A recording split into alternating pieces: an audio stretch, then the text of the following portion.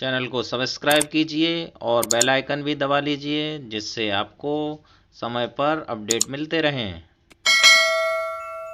Website पे या तो हमें जो है लॉगिन पर क्लिक करना होगा। अगर हमारे पास रजिस्ट्रेशन नहीं है तो हम रजिस्टर कर लेंगे, अपने आप को रजिस्टर कर लेंगे। उसके लिए हम यहाँ पे क्लिक करेंगे, रजिस्टर योरसेल्फ सेलेक्ट करेंगे, इंडिविजुअल कंटिन्यू करेंगे और हमारे पास एक बेसिक सी इंफॉर्मेशन फॉर्म आ जाता है, जिसमें हम अपना पैन, सरनेम, मिडिल नेम, उसके बाद first name, date of birth और अपना रेजिडेंस अपना देखते हैं कि इस प्रकार का स्टेटस है, हमारे पास NRI तो नहीं है। इस प्रकार के हम फॉर्म को फिलअप करते हैं, जिसके बाद हमें ये मिलता है कि हम आगे वाले स्टेप पे जाते हैं। इस प्रकार से हम सारे स्टेप में सारे फॉर्म को फिलअप करते हुए अपना रजिस्ट्रेशन कर लेते हैं। रजिस्ट्रेशन करने के उपरांत हमें यूजर आईडी और पासवर्ड मिल जाता है। यूजर आईडी हमारा जो आईडी होता है वो हमारा पैन कार्ड ही होता है। यहाँ पे लॉगिन पे जाएंगे, लॉगिन करेंगे,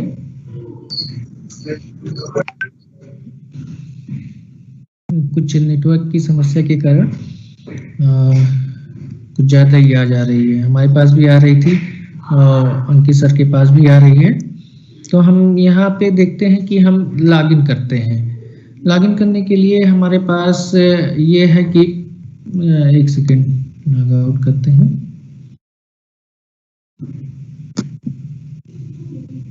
लॉगिन के लिए हमारे पास यूजर आईडी, पासवर्ड फिलअप करने के लिए आ जाता है, कैप्चा कोड आ जाता है। उसके हम अपना जो है जो पैन नंबर है, पैन का अकाउंट नंबर, उसे यहाँ पे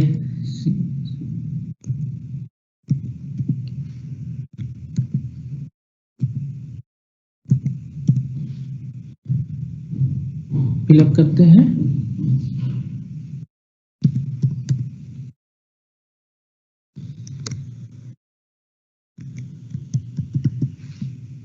कैप्चा कोड डाल देते हैं।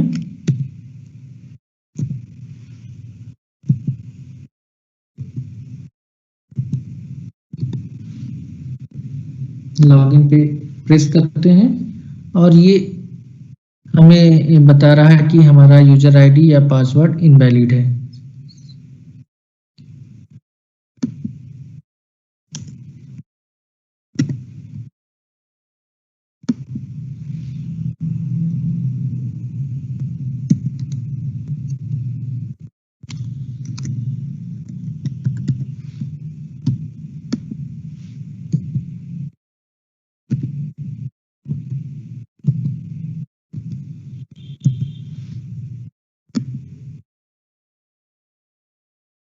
ये पुनः हमें बता रहा है।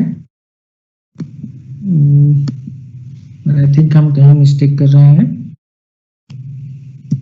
जैसे बताया था कि सबसे पहले हमें अपने आप को रजिस्टर करना होगा। रजिस्टर योरसेल्फ में आप जब जाएंगे तो आप अपना यूजर टाइप सेलेक्ट करेंगे, क्योंकि कंपनीज भी होती हैं, उनके भी अपने ITR भरे जाते हैं। तो यहाँ पर क्योंकि हम अपना स्वयं का भर रहे हैं तो हम अपना इंडिविजुअल को सेलेक्ट करेंगे और कंटिन्यू करेंगे। कंटिन्यू करने पर जो भी हमें पैन कार्ड हमारा नंबर है वो यहाँ पर हम फिल करेंगे और सरनेम, जैसे मेरा शिवाली जायसवाल है तो जायसवाल मैं पहले फिल करूंगी। मेरा मिडिल नेम नहीं है, आपका जैसे कोई लगाता है राजकुमार जायसवाल तो कुमार उसका जो है मिडिल नेम हो जाएगा, तो वो मिडिल नेम को फिल करेगा।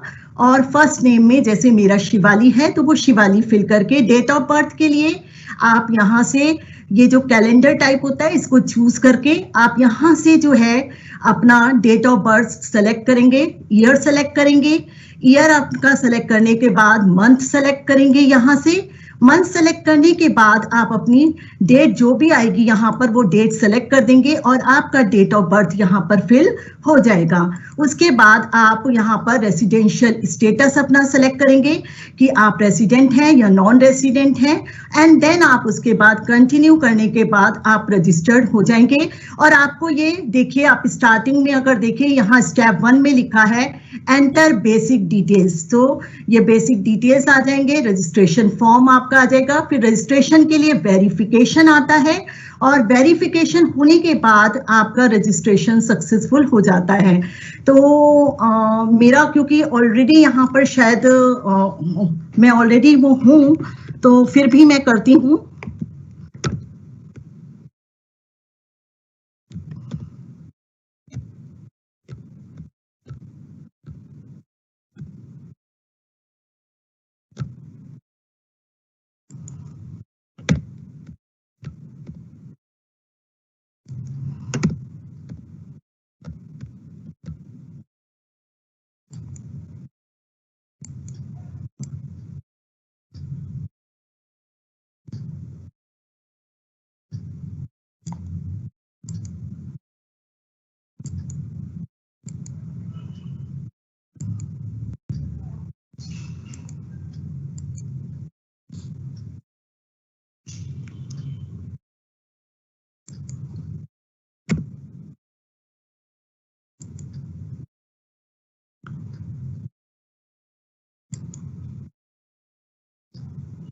यस, आप अगर देखें तो ये दिखा रहा है, ये देखिए इसमें this PAN has already been registered. In case you have not registered please contact this number immediately. तो क्योंकि मैं ऑलरेडी रजिस्टर्ड हूँ तो यहाँ पर मैं रजिस्टर्ड दोबारा नहीं कर सकती हूँ, रजिस्ट्रेशन दोबारा नहीं कर सकती। तो अब हम आते हैं लॉगिन में। लॉगिन में जो भी मेरा यूजर आईडी होगा, जो पासवर्ड होगा और ये कैप्चा कोड इंसर्ट करने के बाद हम जो है लॉगिन करेंगे। लॉगिन करने के बाद फिर हम ये आता है ई filing login through net banking. तो हम नेट बैंकिंग के द्वारा भी ई फाइलिंग कर सकते हैं।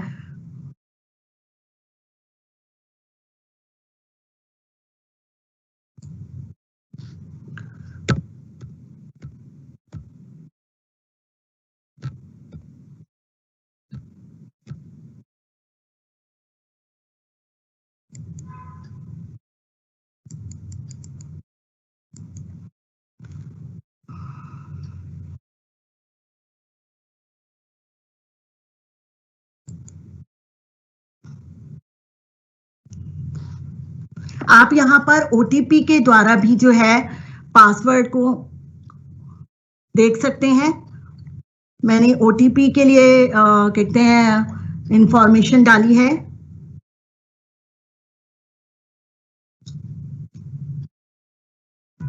लेट मी चेक कि मेरा ओटीपी आया। तो मैं यहाँ पर इंसर्ट करना नहीं चाह रही हूँ। तो यहाँ पर आप जो है पासवर्ड डालेंगे और एंटर कैप्चा करेंगे और लॉगिन कर लेंगे। अगर हमारा आप पासवर्ड भूल जाते हैं तो आप जो है अपना फॉरगेट पासवर्ड करके फिर से यूजर आईडी को इंसर्ट करेंगे।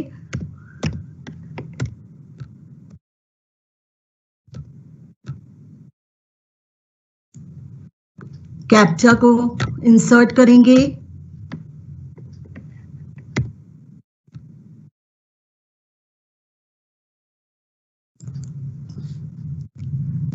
कंटिन्यू कर देंगे और कंटिन्यू करने पर यूजिंग ई फाइलिंग ओटीपी या यूजिंग आधार ओटीपी। तो हम जो है आप कोई भी आंसर सीक्रेट क्वेश्चन करके आप उस तरीके से भी कर सकते हैं। मैंने यूजिंग आधार ओटीपी किया, कंटिन्यू, जनरेट आधार ओटीपी।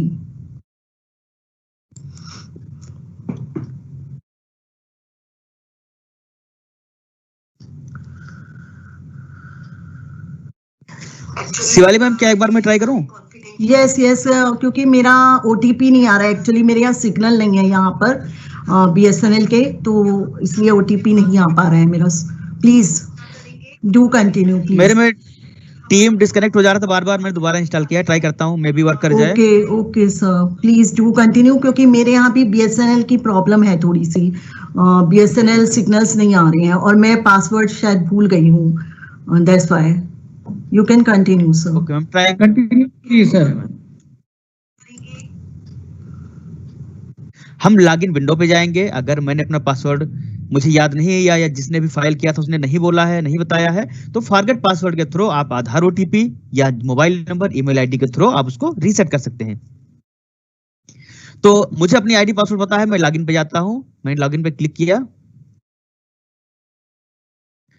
जैसे मैं लॉगिन पे जाता हूं तो मेरे सामने विंडो आया, यूजर आईडी और password and third one is captcha. तो मेरी आईडी है, मेरा पैन नंबर, आपका पैन नंबर ही आपकी आईडी होगी।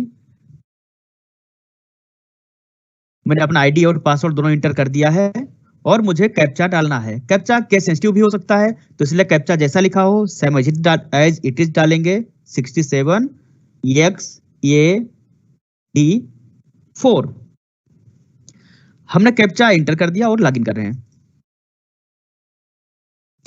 जैसे मैंने लॉगिन किया तो हमारी स्क्रीन पे dashboard, my account, e file, e proceeding, e निर्वाचन, ई निवारण, compliance, work list, profile setting, विवाद से विश्वास, इतने सारे टैब हमारी स्क्रीन पे आ गए हैं। हमें किस में जाना है? अगर मुझे नया आईटीआर फाइल करना है तो ई फाइल पे क्लिक करेंगे। ई फाइल पे क्लिक करने के बाद हमें इनकम टैक्स रिटर्न फाइल करना है, तो हमने इनकम टैक्स रिटर्न पे क्लिक किया। जब हम इनकम टैक्स रिटर्न फाइल करने पे क्लिक करेंगे तो हमारे सामने फिर नया विंडो ओपन होगा जिसमें पैन लिखा हुआ है, ऑलरेडी फिल्ड है। हमको सिलेक्ट करना है असेसमेंट ईयर। असेसमेंट ईयर जो होता है वो फाइनेंशियल ईयर से एक ईयर ज्यादा होता है, यानी कि जो हमने आईटीआर भरा है वित्तीय सत्र 2019-20 का, उसका असेसमेंट ईयर 2020-21 होगा। तो असेसमेंट ईयर हम मान लीजिए इस साल का भरना, हमने पहले से आईटीआर भरे हुए हैं, अपने बैंक अकाउंट डिटेल्स दी हुई हैं। हमने यहाँ से अपने बैंक अकाउंट डिटेल्स पे क्लिक किया, जिस अकाउंट में मुझे रिटर्न चाहिए। मैं फिर कंटिन्यू पे क्लिक करता हूँ। कंटिन्यू पे क्लिक करने पे एक बॉक्स आया, कुछ कंडीशंस लिखी हुई हैं। आई एग्री पे क्लिक किया और कंटिन्यू। जब हम कंटिन्यू करते हैं तो हमारे सामने आईटीआर का फॉर्म ओपन हो जाता है। आईटीआर का फॉर्म ओपन होने पे जो पहला पेज होता है वो होता है जनरल इंस्ट्रक्शंस का। आप इसमें इंस्ट्रक्शंस पढ़ सकते हैं कि हमें कैसे आईटीआर को फाइल करना है। जो नेक्स्ट पार्ट है इसका, पार्ट ये जनरल इंफॉर्मेशन, जूम कर रहा हूं। पार्ट ये जनरल इंफॉर्मेशन पे आप क्लिक करेंगे या एरो के थ्रू भी जा सकते हैं। पार्ट ये पे क्लिक करेंगे, इसमें आपकी डिटेल होगी, PAN number, first name, middle name, last name, Aadhaar number, date of birth, email ID और भी बहुत सारी चीजें। तो यहाँ पर नीचे एक ऑप्शन है जिप कोड, जहां पे लिखा है उसके नीचे नेचर ऑफ एम्प्लॉयमेंट, हमारी जो नौकरी है उसका नेचर क्या है। तो हमारी नौकरी है स्टेट गवर्नमेंट के द्वारा, तो हम लोग यहाँ पे सिलेक्ट कर लिया स्टेट गवर्नमेंट। इसके नीचे आते हैं, यहाँ पे दिखा रहा है फाइल अंडर सेक्शन, यहाँ पे दिखा रहा है 1395, यह है रिवाइज का, क्योंकि मैंने ओरिजिनल आईटीआर इससे पहले सबमिट कर दिया है। तो यहाँ पे 1395 दिखा रहा है, यानी कि हम अगर आप भरेंगे तो हमारा आईटीआर रिवाइज्ड आईटीआर होगा।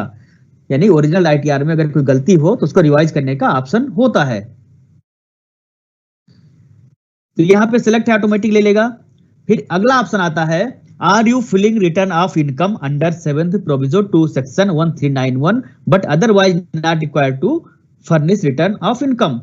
इसमें 3 ऑप्शन होते हैं।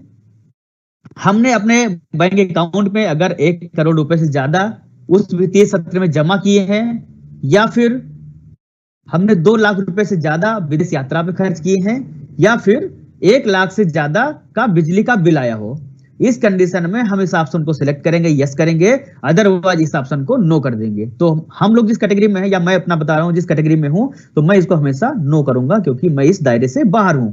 मैंने इसको नो कर दिया। नो करने के बाद नीचे एरोज बने हुए हैं, आप एरो पर क्लिक करके अगले टैब में जाएं। अगले टैब में जब हम आते हैं तो हमें यहाँ पे अपनी इनकम और इनकम टैक्स का कैलकुलेशन दिखाना होता है। सैलरी एज पर सेक्शन 17(1) आपको विभाग से फॉर्म 16 मिलता है। उस फॉर्म 16 में आपकी टोटल ग्रास सैलरी कितनी है। सपोज दैट मान लीजिए 5,87,000 है, हमने यहाँ पे 5,87,000 की एंट्री कर दी। 5,87,000 की एंट्री करने के बाद जैसे आप टैब प्रेस करेंगे ये ऑटोमेटिक ऊपर भी आ जाएगा। इसमें आपको नीचे कहीं भी कुछ भी भरने की जरूरत नहीं है। फिर आते हैं नीचे जहां पे हमारा सेक्शन होता है 80C का।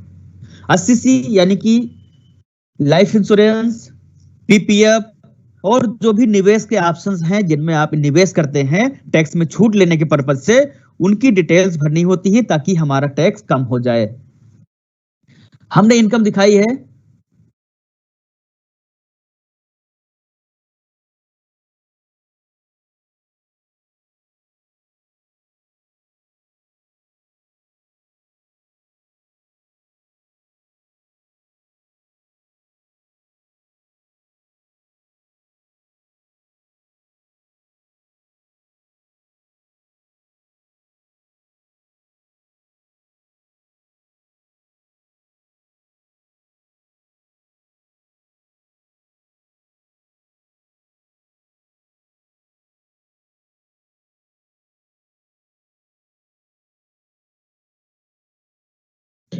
Hello Ankit sir,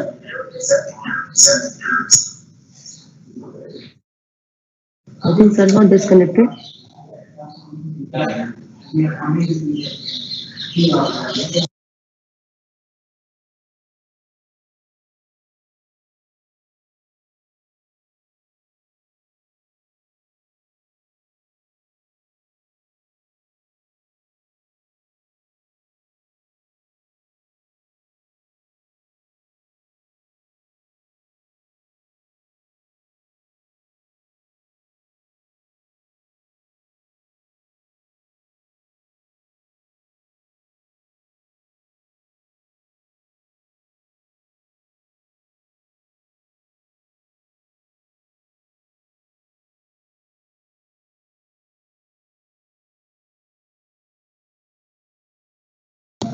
hello Vimal sir, am I audible to you?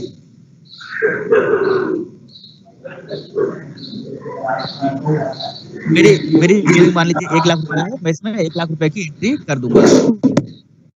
तो जैसे ही मैंने 1 लाख की एंट्री की तो ऊपर एक टैब जो अभी तक इनएक्टिव था वो एक्टिव हो गया। उसमें लिखा है whether you have made any investment deposit payments between 1/4/2020 to 31/7/2020, यानी कि जो हमारा लॉकडाउन या कोरोना काल था उस टाइम में ऐसे रिलीफ दी गई थी कि अगर आपने 1 अप्रैल के बाद भी अगर कोई सेविंग की है जुलाई तक तो भी आपके पिछले वित्तीय सत्र में काउंट हो जाएगा। तो अगर हमने ऐसी कोई सेविंग की है जो हम मेंशन कर रहे हैं, अगर वो 1/4 से 31/7 के बीच में की गई है, उसका हम लाभ लेना चाह रहे हैं, तो उसके लिए हम यहाँ पे यस करेंगे, अदरवाइज इसको नो कर देंगे। अब आप नीचे स्क्रॉल करेंगे तो आपकी इनकम टैक्स की कैलकुलेशन आपके सामने होगी। हेलो,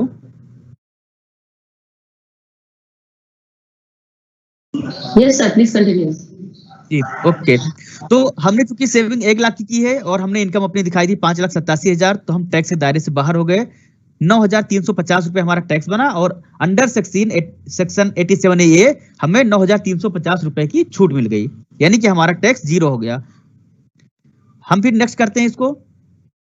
नेक्स्ट करने पे जो हमारा अगला टैब होता है यह होता है कि हमारे एम्प्लॉयर ने यानी कि हमारे वित्त एवं लेखा अधिकारी ने हमारे पैन नंबर पे कितने रुपए टैक्स जमा किए हैं। हमारे एडवांस सैलरी जो टैक्स डिडक्ट हुआ है वो है 6,000 रुपए, जो कि आपकी स्क्रीन पे दिखाई दे रहा है। मेरी total income chargeable under salaries 5,56,935 रुपए इनकम टैक्स चार्जेबल थी, जो कि मेरे वित्त एवं लेखा अधिकारी ने इसमें फाइल किया है, भरा हुआ है, और 6,000 रुपए मेरी सैलरी से टैक्स कटा है, जिसकी डिटेल मेरे स्क्रीन पे है। इसमें हमको कुछ नहीं करना है, हम फिर नेक्स्ट करेंगे एरो से। अगले टैब पे इसमें दिखाएगा total advance tax paid 0, total self assessment tax paid 0, total TDS claimed 6,000, यानी कि मेरे नियोक्ता ने यानी मेरे की वित्त एवं लेखा अधिकारी ने 6,000 रुपए टीडीएस क्लेम करके मेरी सैलरी से काटा है, और वह टोटल टैक्स पेड में नीचे भी 6,000 दिखा रहा है। चूंकि मेरी सैलरी के हिसाब से मेरा टैक्स 0 बन रहा है, तो यह 6,000 रुपए मुझे रिफंड होंगे।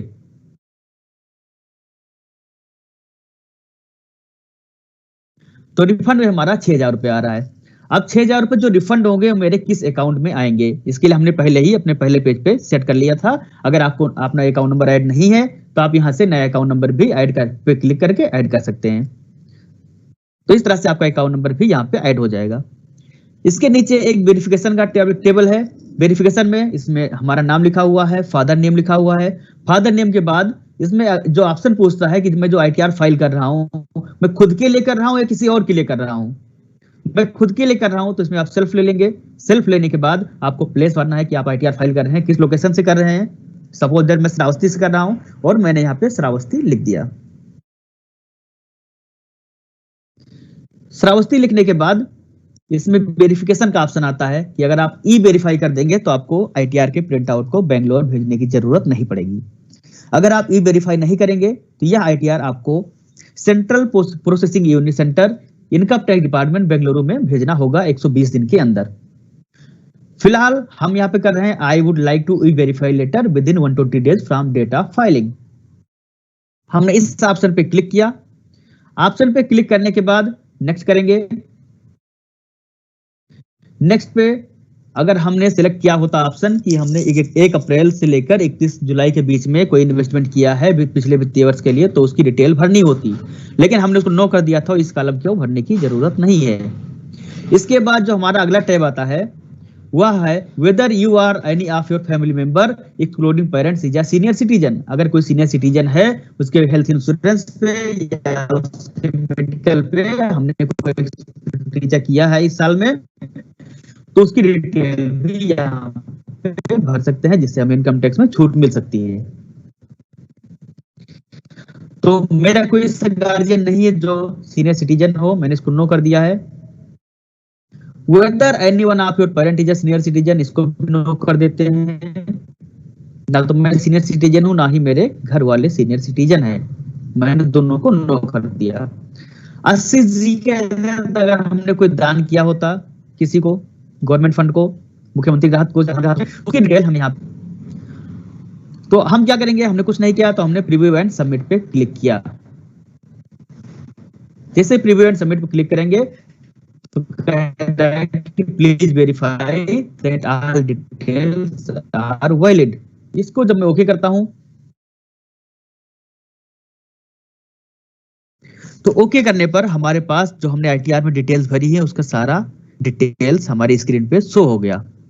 हम इसको एक बार चेक करेंगे। क्रॉस चेक करने के बाद अगर सारी डिटेल्स सही है तो इसको सबमिट कर देंगे। अदरवाइज अगर कोई गलतियां हैं इसमें तो उसके लिए हम एडिट पे क्लिक करके उसको एडिट कर सकते हैं।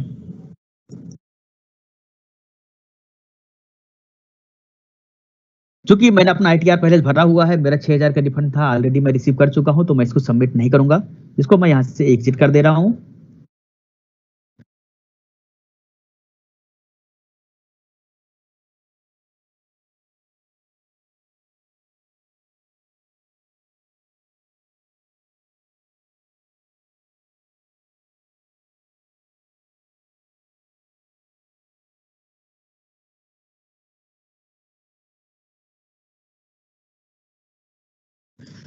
अगर आप में से किसी ने नहीं भरा है तो आप भर सकते हैं, आप भरेंगे, उसको सबमिट कर देंगे। सबमिट करने के बाद जब आपका ITR सबमिट हो जाएगा तो ई-वेरीफाई का ऑप्शन होगा। आप आधार OTP, अगर आपके आधार कार्ड में आपका मोबाइल नंबर रजिस्टर्ड है तो आधार OTP से उसको वेरीफाई कर देंगे। अगर आधार में मोबाइल नंबर रजिस्टर्ड नहीं है तो आप प्रोफाइल सेटिंग में जाएंगे। प्रोफाइल सेटिंग में pre validate your bank account का ऑप्शन आता है।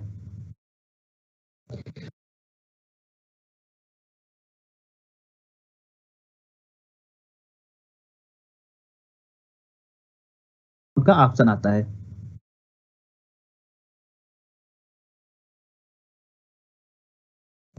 आप pre validate your bank account पे जाएंगे। आपने जिस अकाउंट को रिफंड के लिए डाला है उसको भी प्री वैलिडेट पहले कर लें, क्योंकि उससे रिफंड में इशू ना आए। जो अकाउंट वैलिडेट होते हैं इनमें रिफंड बहुत ही जल्दी एंड फास्ट इनिशिएट हो जाता है। तो आप यहाँ पे जाने के बाद ऐड पे क्लिक करके अपना अकाउंट नंबर ऐड करेंगे, जो भी डिटेल्स मांगी जाएंगी, बैंक अकाउंट नंबर, IFSC, कौन सा मोबाइल नंबर रजिस्टर्ड है, ईमेल ID कौन से बैंक में रजिस्टर्ड है, तो उनको फिल करने के बाद आप अपने अकाउंट को प्री वैलिडेट कर लेंगे। अगर आपके बैंक अकाउंट से पैन रजिस्टर्ड नहीं है तो यह बैंक अकाउंट प्री वैलिडेट नहीं होगा और आपको बैंक में पैन रजिस्टर्ड कराने की जरूरत पड़ेगी खाते में। तो मेरा सब कुछ रजिस्टर्ड है और मैंने अपने अकाउंट को प्री वैलिडेट भी किया हुआ है, जैसे कि आपकी स्क्रीन पर दिख रहा है। तो EBC जनरेट करके जब हम ई-वेरीफाई के लिए हम माई अकाउंट पे क्लिक करेंगे। माई अकाउंट पे क्लिक करने के बाद ई-वेरीफाई रिटर्न का ऑप्शन आता है। ई-वेरीफाई रिटर्न पे जाके हम उस ITR को सिलेक्ट करेंगे जिसको वेरीफाई करना है। मैंने अपने ITR को पहले वेरीफाई कर रखा है, तो यहाँ पे no return pending for e verification show हो रहा है। अगर मैंने अपने ITR को वेरीफाई ना किया होता तो हमारी स्क्रीन पे ऑप्शन आता और उस पे हम ITR को सिलेक्ट करके उसको ई-वेरीफाई कर देते। अगर आधार रजिस्टर्ड है, आधार में मोबाइल नंबर, तो आप मोबाइल नंबर के थ्रू कर सकते हैं, अदरवाइज आप बैंक अकाउंट से EBC जनरेट करके आप वेरीफाई कर सकते हैं। ITR वेरीफाई होने के बाद 15 से 20 दिन में प्रोसेस हो जाता है। इससे पहले काफी लॉन्ग टाइम लगते थे, 45 से 50 दिन लगते थे। जो जुलाई में फाइल हुई है उनको तो नवंबर तक प्रोसेस हुए हैं, बट जैसे पोर्टल अपग्रेड हुआ इनकम टैक्स डिपार्टमेंट का, अब 15 से 20 दिन में आपका ITR प्रोसेस होकर रिफंड आ जाता है। जिन लोगों ने भी ITR नहीं भरा है वो ITR भर के ट्राई कर सकते हैं। अगर इनकम आपकी 5 लाख से ज्यादा है टैक्सेबल इनकम, तो आपको 5,000 की इलेट फीस देनी होगी, अदरवाइज आपको 1,000 की इलेट फीस देके आप फाइल कर सकते हैं। तो ये था हमारा ITR भरने का प्रोसेस।